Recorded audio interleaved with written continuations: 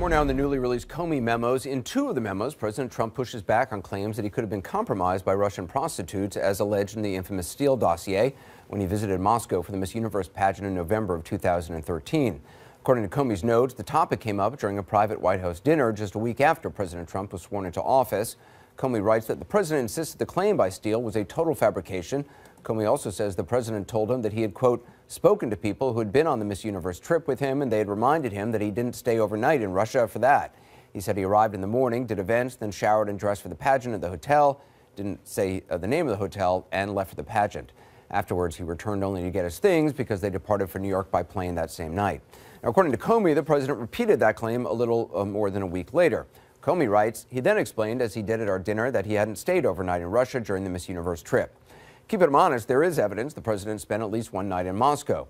We found social media postings, other photos, and a video from different events in Moscow that prove it, actually.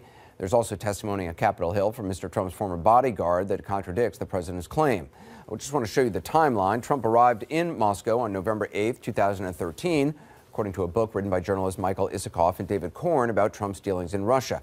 Here's a Facebook posting from that day that's Mr. Trump at the Nobu Moscow sushi restaurant, posing with Russian Azerbaijani pop star Emin, the son of the pageant's host. It seems he did stay the night because the very next day, Saturday, November 9th, Mr. Trump went on Twitter and wrote, "I'm in Moscow for Miss Universe tonight. Picking a winner is very hard. They are all winners. Total sellout of arena. Big night in Russia." Less than an hour later, he added, "I was just given a great tour of Moscow. Fantastic, hardworking people. City is really energized. The world will be watching tonight." It seems it was a busy Saturday for Mr. Trump. According to Bloomberg, that very same day, he was back with the pop music star Emin, starring in a cameo role for one of his music videos. Take a look.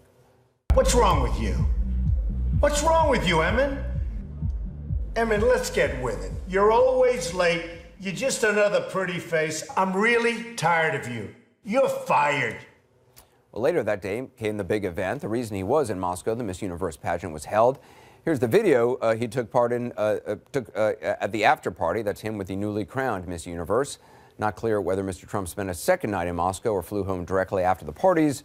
But the next night, November 10th, Mr. Trump tweeted, "I just got back from Russia, learned lots and lots. Moscow is a very interesting and amazing place." As for Mr. Trump's former and longtime bodyguard, how he plays into all this, last November, Keith Schiller testified before the House Intelligence Committee. According to Republican and Democratic sources with direct knowledge of the testimony, Schiller told lawmakers about guarding Trump's hotel room in Moscow for a few minutes before he turned in for the night. But he did so to deny that Trump met with any prostitutes, saying that a Russian offer to send women up to the room was rejected earlier in the day, and that he and Mr. Trump laughed about it while walking back to his hotel room.